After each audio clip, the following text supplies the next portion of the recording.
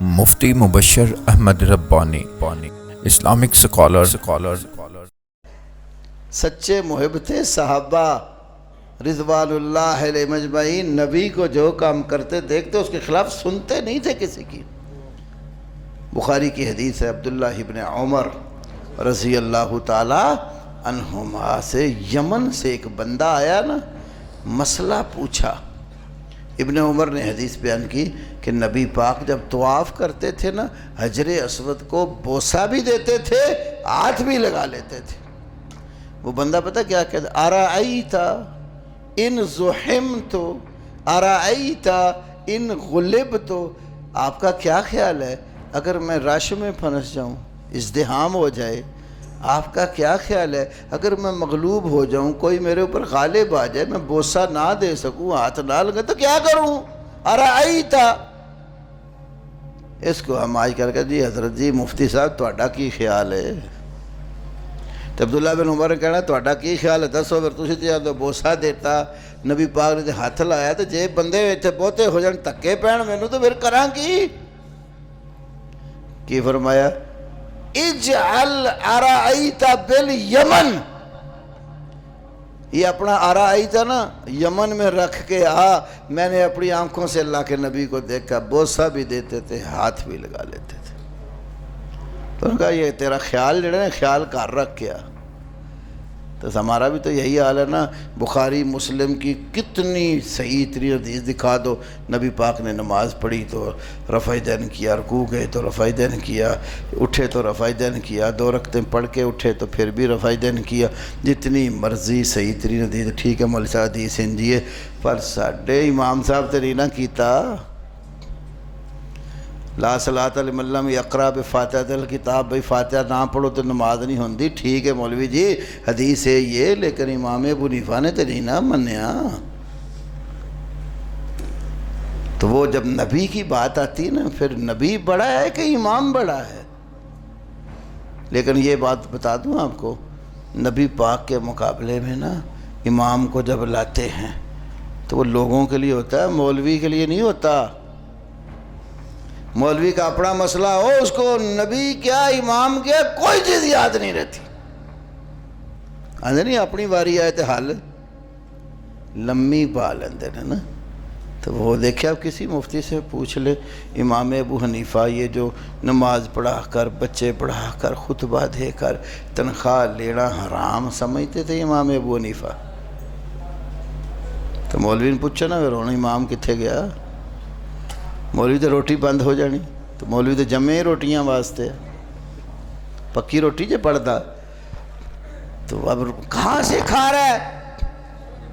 پوری فقہ حنفی اٹھا کے دیکھ لیں, کہیں بھی امام ابو حنیفہ کا نزدیک یہ جائز نہیں ہے. اچھا مولوی دا ہن مسئلہ سی نا, وہ پرویز مشرف دی واری آئی تو انہیں نظریہ ضرورت پیدا کر لیا. یہ مولوی کا نظریہ ضرورت ہے, ضرورت اس پیٹ کی ہے. اب انہوں نے کیا کیا, ٹھیک ہے امام ابو حنیفہ حرام کہتے ہیں, لیکن امام شافعی بھی تو امام ہے نا. تو امام شافعی کے نزدیک حلال ہے, ہم ابو حنیفہ کو چھوڑ کر شافعی کے قول پر فتویٰ دے لیتے. ماں یہ بذل المجہود فی حل ابی داود, جو ابو داود کی شرح اس میں لکھا ہے, ہم اس مسئلے میں نا امام ابو حنیفہ کے قول پر فتویٰ نہیں دیتے. ہمارے پچھلوں نے آ کر شافعی کے قول پر فتویٰ دے کے اپنا کام چلا لیا ہے. مولوی تو اپنا ٹانگا ریڑ دیں جتوں راہ لبے انہیں آکھنا دیو, لیکن قوم کو کہے گا نا نا نا, امام کوئی بیوقوف تو نہیں تھے نا. آخر امام حدیث کو وہ ہم سے زیادہ سمجھتے تھے, اور بھئی امام آپ سے واقعی حدیث کو زیادہ سمجھتے تھے, تو یہ اس مسئلے میں امام کو حدیث کی سمجھ نہیں, تجھے زیادہ آ گئی ہے. تو ہم کہتے ہیں ساری دنیا کے امام, ساری دنیا کے فقہا, مجتہدین, محدثین, خطباء, اتقیاء, صلحاء ایک پلڑے میں ڈال دو, بلکہ پوری دنیا ہی ایک پلڑے میں ڈال دو. اور دوسری طرف میرے نبی محمد ہوں, سب کا پلڑا نیچے محمد کریم سب سے اونچے ہے. تو اللہ کہتا ہے فلا وربک لا یؤمنون, مجھے تیرا رب نے کی قسم ہے یہ مومن ہو ہی نہیں سکتے حتی یحکموک فیما شجر بینہم, یہاں تک کہ اپنے جھگڑوں میں آپ کو حاکم نہ مان لیں. اور جب نبی فیصلہ کر دے, جب نبی پاک فیصلہ کر دے, اللہ اکبر, ثم لا یجدوا فی انفسہم حرجا مما قضیت، جب آپ فیصلہ کرتے نا نبی کی حدیث سنت آ جائے اندر کوئی تنگی بالکل گھٹن نہیں ہونی چاہیے، وَيُسَلِّمُوا تَسْلِيمًا، اچھے طریقے سے قبول کریں۔ تو ہم تو یہ کہتے ہیں بھئی آپ پہ اور ہم میں یہ فرق ہے، آپ خالی صدقے جا رہے ہیں، خالی واری جا رہے ہیں، تو ہم صدقے واری بھی جاتے ہیں اور کہتے ہیں جہاں نبی کی بات آ جائے وہاں کسی کے پیچھے نہیں جاتے۔ جس کی ذات اللہ اس کی بات بھی اللہ، جس کی شان سب سے بلند ہے اس کی بات کا وزن اور مقام بھی سب سے بلند ہے۔ تو اہل الحدیث رسول اللہ صلی اللہ علیہ وسلم کی ادنا سی گستاخی بھی توہین سمجھتا ہے اور گستاخ رسول کی سزا واجب القتل سمجھتا ہے۔ امام ابن تیمیہ نے اس پر مفصل کتاب لکھی ہے، الصارم المسلول علی شاتم الرسول، گستاخ رسول واجب القتل ہے، اور جو نبی پاک صلی اللہ علیہ وسلم کے ہوتے ہوئے کسی اور کی طرف دیکھتا ہے نا، وہ اپنے ایمان کا علاج کرے، کسی مینٹل اسپتال میں داخل کرواؤ اس کو۔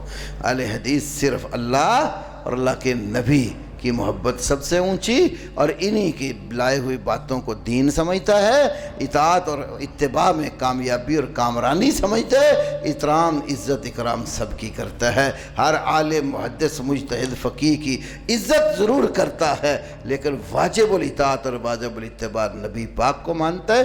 جن کی محبت کا دھم بھرتا ہے انہی کی باتوں کو سب سے آگے رکھتا ہے۔